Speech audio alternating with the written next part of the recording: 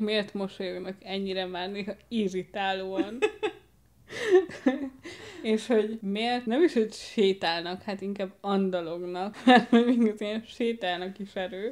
Sziasztok! Ma a második részről fogunk beszélgetni, ahol kivesézzük a város szabályait, mit gondolunk róla, hogyan épül fel ez az egész, és mi lehet a kulcsa a túlélésnek a bujkáláson kívül, és hogy milyen következményei vannak, hogyha ezeket a szabályokat megszegjük, és minél több kérdésre próbálunk választ találni, annál több kérdés merül fel bennünk, hogy mi, miért és hogy, és hát nem elmondhatjuk, hogy innentől minden spoiler. Igen. Akkor térjünk is rá így az első témánkra, hogy mit gondolsz így a második részről, mennyivel volt másabb, mint az első, vagy mit adott neked?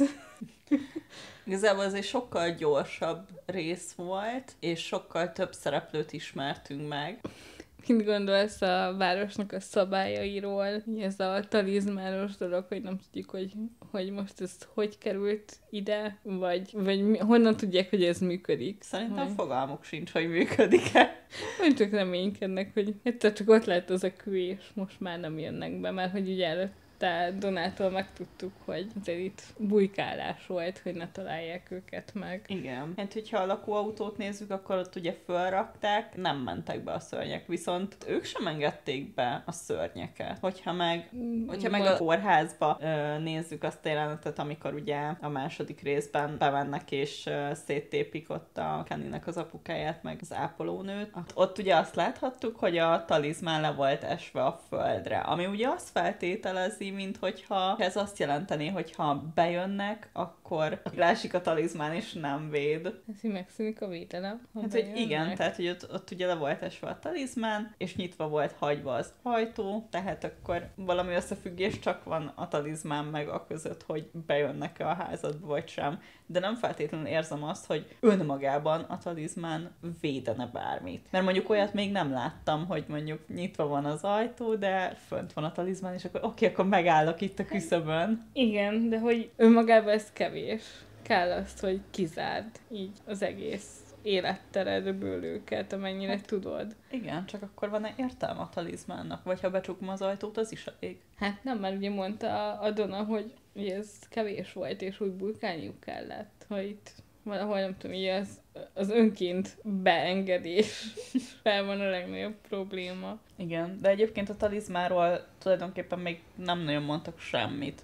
Nem. Hát ilyen konkrétum az nincs róla. Hát van még más szabály egyébként ezen a talizmánon kívül, vagy amit hát így... Hát a sötétedés után hogy legyenek haza. kint, és ugye, hogy zárva legyen minden, és hogy ne engedje be. Ugye, amit a kislány is elrontott. Igen. De egyébként Ez még az is fura részben volt, hogy nyilván tudta a kislány, hogy nem szabad beengedni őket, aztán... Kórházról, hogy ugye leesik a talizmán, de hogy ennek ugye volt segítsége, hogy ez a talizmán onnan leessen, mert hogy ugye Szara nyitva hagyta az ajtót, ugye ez segítette elő Kennynek az apja halálát, meg ugye az ápolónő halálát is, és hát ugye Szara az első részben elég határozottan nyakon szúrta, és megölte az egyik férültet az autóbalesetből. És akkor ugye később, amikor a testvérének elmeséli, hogy igazából ő hagyta nyitva az ajtót, és miatta haltak meg, akkor ott ugye kiderül kicsi részletesebben, hogy ő tulajdonképpen beszélget, vagy valamilyen módon interaktál szörnyekkel, és hogy azért teszi meg ezeket a dolgokat, ezeket a rossz dolgokat, mert azt sugallják felé, hogy akkor ő innen meg fog tudni menekülni. Ez én nem hiszem, hogy ez így fog történni. Hát gondolom, azért ott vannak már egy jó pár éve, nem Szara az első, akinek ezt így próbálják, vagy aki eszköz arra, hogy célt érjenek, és hogy így manipulálják. És nem gondolnám, hogyha erre volt bármikor is lehetőség, akárki tehát nem találták meg azt a személyiséget, aki ezeket megteszi nekik. Igen, valószínű. Ez is érdekes, hogy vajon a Szarát mióta fűzik ezzel az ígérettel, mert hogy most így mi belecsöppentünk ebbe a történetbe, ő azonnal nyakon szúrt valakit, meg furcsán viselkedik, meg simán kinyírít bárkit igazából. Azért ez még így érdekes lehet. Igen. És hát ugye, amikor megérkeznek az autóbalesetből, defektet kapnak. Igen.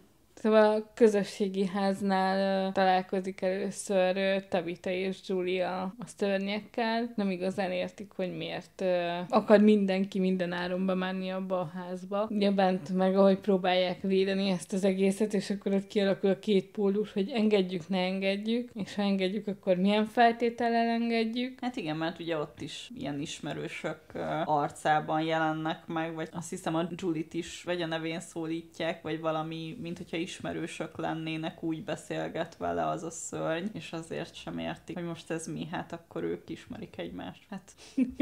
És akkor ugye, hogy bejutnak, akkor Donna egyből ugye földhöz parancsolja őket, és akkor el is szeparálja őket, és mit gondolsz Tabithának a reakciója, hogy mindenáron gyerekével szeretne lenni, és nem igazán kíváncsi a magyarázatra Donna részéről így első körben. Így mi a véleményed? Én teljesen megértem. Hát, hogyha a gyerekemmel lennék egy új közösségben, ahol egyébként hát elég furcsán viselkedik mindenki, akkor azért félteném a gyerekemet. Plusz itt nem feltétlenül értem az indítatást arra, hogy külön szedték őket. Legalábbis az anyuka szempontjából biztosan nem érteném, hogy most engem miért szednek külön a gyerekemtől. Hát igen, így kívülállóként meg azt mondom, hogy lehet, hogy ez nem biztos, hogy tudtak volna annyira, tudom, hogy Donna mennyire, de hogy beszélgetni úgy komolyan, és hogy figyeljen rá. Mert lehet, hogy nem tudom, hogy gyerek előtt, mert azért mégiscsak gyerek. Ez is benne van, igen. Viszont legtöbbször az ilyen helyzetekben, amikor külön szednek engem attól, akivel vagyok, akkor inkább azt érzem, hogy külön-külön egyszerűbb mind a kettőnkre hatni. Csak általában ez inkább negatív irányba szokott menni, hogy bevisznek egy szektába, és rábeszélnek valamire, vagy ilyesmi. Tehát, hogy így abszolút negatív szerintem itt a különválasztásnak a felhangja. És ha már így felhoztad a szektát, mennyire gondolod, hogy bármi szekta lehet emögött, és hogy ez egy jól kialakított világ? Akár még lehetne is, inkább csak a kisváros miatt nem gondolnám, hogy ugye körbe-körbe lehet autózni a végtelenségig. Ez nem olyan szektás, inkább valami nagyon misztikus, nagyon, nagyon elvont parallel universe, vagy valami ilyesmi. Hát akkor nem gondolod azt, hogy akár ez a teória is működhet? Hát nem tudom. Ezt így ennyiből nem tudom. De miért egyébként te gondolod, hogy ez egy szekta? Vagy egy szekta csinálja ezt?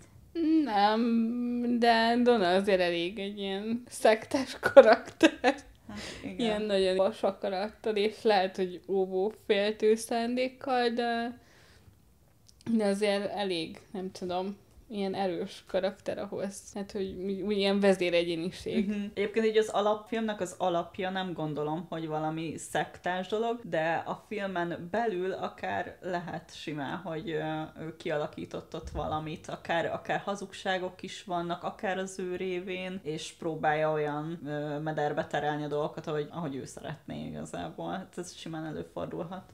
És így visszatérve Tabithára, mit gondolsz? Mennyire hitt el ezt az egész történetet, amit a Donna mesélt neki? Hát elsőre biztos furcsán hangzik, de egyébként nem gondolom, hogy nem hitt neki. Benned felmerült, hogy nem hisz neki? Fel, de kiben nem merülne fel? Bennem. Hogy azért nyilván lehet, hogy próbáltak rálőni a szörnyekre, és mégsem úgy sikerült, de nem tudom, tehát hogy igazából még bármi kisülhet ebből, lehet tényleg szekta. Simán lehet. Vagyis legalább a Donna részéről. Nem tudom, miért lett ennyire szektás, így, hogy megemlítetted, most már elég erős szekta jellege van. Igen, de egyébként tényleg, ahogy így ezt elmondtuk, meg ahogy megfogalmazódott bennem is, hogy így tényleg így szétszedték őket, és ez a rábeszélés rész az így nagyon... Legalábbis Tabithánál mindenképpen játszott. A kislány meg később úgy lehet alakítani, ahogy szeretnék. Hát, igen. Ugye Fatima vette őt így a szárnyai alá, próbálta így kicsit a nyugodtabb, békésebb részét megmutatni ennek a kisvárosnak. Míg a konyhában találkozik Viktorral, aki gyerekrajzokat készít, és ezek a gyerekrajzok itt álmában, vagy rohamok közben megjelentek neki, és amikor a közösségi házban belép, vagy közösségi házba belép, ugye akkor ugye megismeri ezeket a rajzokat. Igen, és akkor ott meg már jön a záró jelenet, ahol kinéz az ablakon, és egy hozzá nagyon hasonló kisfiút lát odakint, egy kicsit régebbi ruházatban. 20. század eleje inkább, így első ránézésre, aztán lehet, hogy nagyon messze vagyunk attól, de nem jelenkori ruházat van rajta, szerintem semmiféleképp. És így a második rész vége után mi az, ami a leginkább foglalkozta, vagy mi az, ami felkeltette igazán a kíváncsiságodat? Hát, hogy ezek a szörnyek miért mosolyognak ennyire már néha irritálóan. És hogy miért nem is, hogy sétálnak, hát inkább andalognak, mert még az ilyen sétálnak is erő. Mert az előző részben megfejtettük, hogy biztosan nagy fű miatt nem tudnak futni. De hogy ez, hogy egyszerűen miért nem szaladnak oda, amikor ott állnak a verandán, és lehetőségük lenne lerohanni, mert nem tudnak bemenni, akkor is csak ott állnak, sétálnak és mosolyognak, tehát hogy valahogy a szörnyek sem működnek úgy szörnyesen. Igen, pedig egyébként meg mikor volt például a kislánnyal is az a jelenet, mikor ott vannak az ablakban, akkor azért az teljesen ellentétes viselkedés, hogy nagyon lassan sétálok, amikor ott állnak a verandán. Egyébként 2 méterre tőlem, viszont amikor az ablakot kinyitja, akkor már ilyen 1000 km/h nyúlok érte, és tépem szét. És benned milyen kérdés merült fel így a résszel kapcsolatban? Engem leginkább az érdekel, hogy ki az a kisfiú, illetve ezek a Viktor által rajzolt képek, amik ugye egy-egy jelenetet fogalmaz meg mindegyik kép, amik egyébként meg is történnek. Tehát ilyen kis, nem is tudom, ilyen kis jóslat is lehet akár, vagy ilyesmi, ez foglalkoztat leginkább. Hogy ha titeket is érdekel, akkor mindenképpen tartsatok velünk a 3. részben is. És mondjátok el, hogy titeket mi foglalkoztat. Sziasztok!